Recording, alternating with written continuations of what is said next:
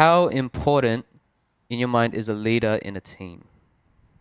So we'll start with Jamison. So in a project, so let's make it specific to a we're wanting to make a result happen. How important is a leader? That's crucial. Having a leader in any sort of group setting is crucial because often it's a leader who will project the vision Mm-hmm. because they're the one who is thinking what we need to do. They see a problem, let's bring a solution. Mm. So the leader is the one who will bring it to everyone's attention. Guys, this is what we need to do. I've got this vision. You guys want to work together in accomplishing this. And with lack of vision, there is destruction. Yep. You're going nowhere. So in terms of how important it is, it's extremely important to have a leader in that setting. Yeah. So I would say, yeah. Yeah. Guara, anything to add? Yeah, I think it's really important for a leader to have vision.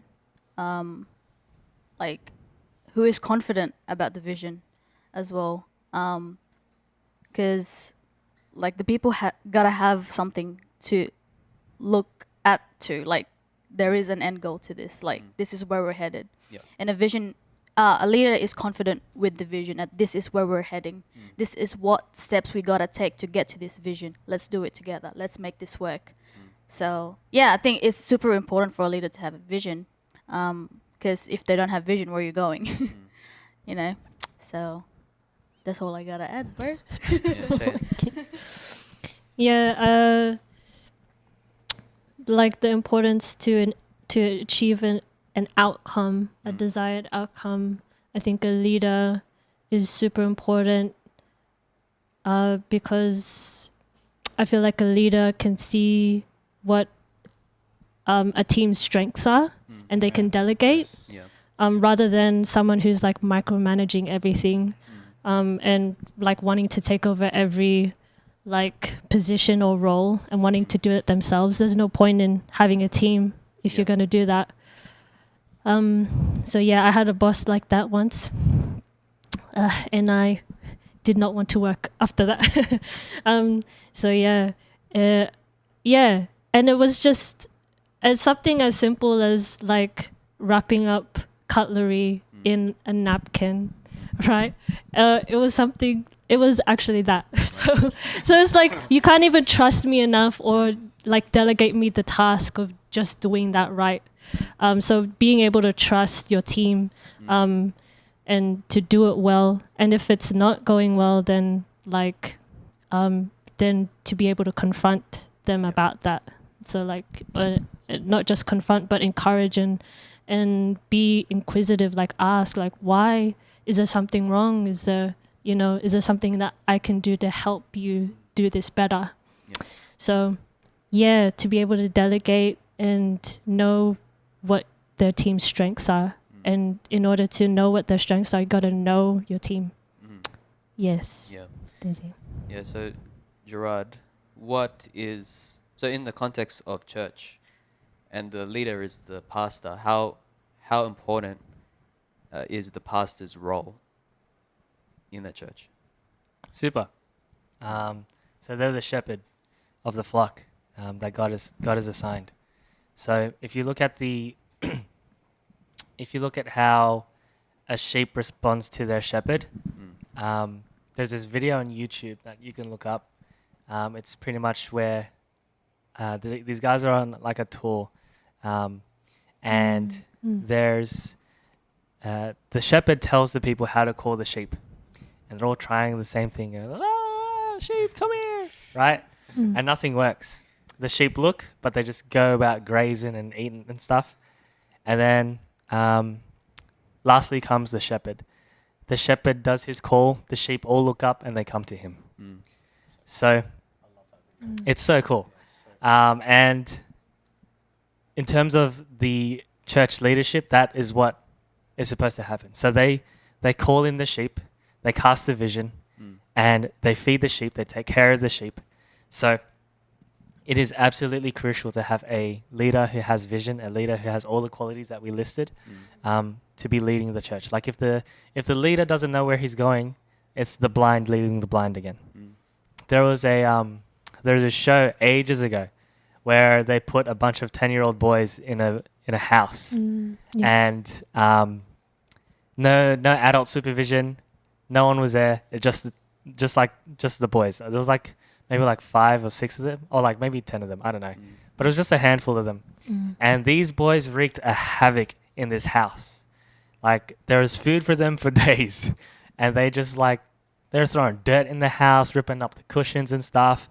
Everything was just going wild. And after they had fun, they're like, okay, now what? And they didn't know what to do, so they start cooking food, and they're putting milk with eggs in a frying pan and hoping it turns into a pancake. Like there's no leadership at all. So, in the same way, these pastors of ours, so Pastor Chris, Pastor Rod, Pastor Larry, your pastor, if you're listening, they're there to support you. They're there to lead you to where God needs you to be. So sometimes there are shortcomings that leaders have. There's leaders who make mistakes, like we all make mistakes. Absolutely. So cut the leader some slack. You're not going to find a perfect leader ever. Yeah. The most perfect leader that you can find is Jesus. That's it. That's right. That's it. And we're all on the same journey of emulating what Jesus has done. Yes. So obviously, we're gonna fall short sometimes. So are our leaders. So if you're dealing with offense from a leader, look, I'm sorry that has happened to you, but Jesus didn't do that to you. Jesus loves you, right? So I feel like, there has to be a bit of forgiveness here. You have to go to the Lord about it. I feel like people have ran away from church because of what a leader has said. James talks about no one has ever tamed the tongue. One moment we bless the Lord, and and the other moment we curse somebody. It's not supposed to be like that, right? So, yes, we all say stupid stuff. I've said stupid stuff. These leaders are pretty much the same. So, having that leader in the church is crucial. To have imagine if you have a pastor who's like, oh, I guess we'll read the Bible today. Like, what do you mean you guess? Like, maybe we'll follow the Lord today, maybe tomorrow, I don't know, right? If you have that sort of leader who's all like up in the air about stuff, like it's not going to be, that's not really a leader, is it? It's just some person. It's just a dude who got in the job. I was working the other day, and this guy told me how he went to this Christian Catholic event, and the reason he went was because he had a crush on a girl, and he kept going, tried to impress her. Yeah, classic. He tried to impress her, and at one point, he had no intent of being a Christian, being Catholic, whatever it was. And one of the elders is like, "You should be a leader." And then this guy's like, "I mean, I guess." So he's leading kids, and he doesn't know what to do. You know what I mean? So like, there's different instances where people, like we said at the start, there's some people who just shouldn't be in that leadership position yet. Yeah. Right? Yet. It can always be trained. So you might have a young adults pastor who's being weird and trying to find out the right words to say, and it's just not coming out right, trying to find ways to relate to the generation, and you think he's lame, he's corny, cheesy, this and that, but we're all on the same journey of trying to emulate Jesus, right? So when we look at Jesus as the perfect example of leadership, then we can lead by example ourselves, right? So honoring what the leader is doing is important as well. So I had a big issue of honoring our pastors a while ago. And it was when I kept getting told, you're an evangelist, you're going to preach to the nations. I was like 1 year, 2 years into being a Christian. So it got to my head. And what Paul talks about in Timothy is right.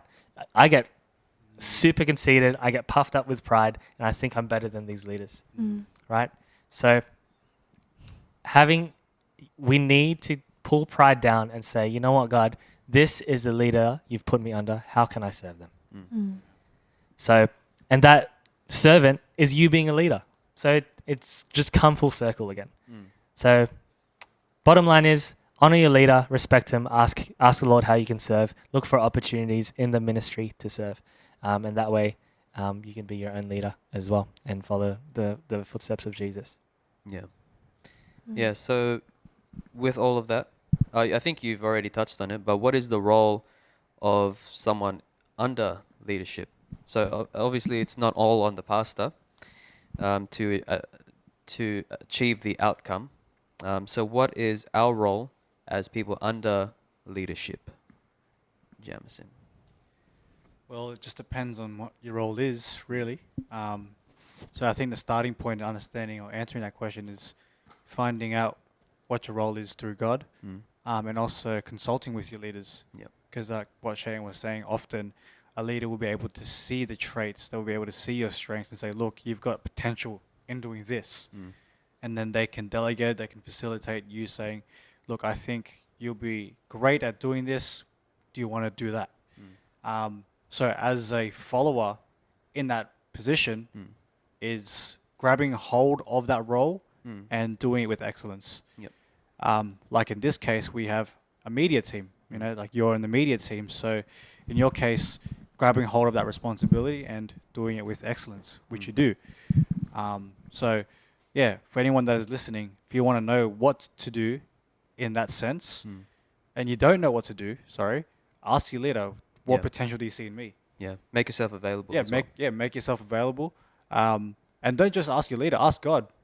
Ask God especially, Lord, what do I do? How can I serve at church? How can I serve at work? Yeah. How can I serve in my family?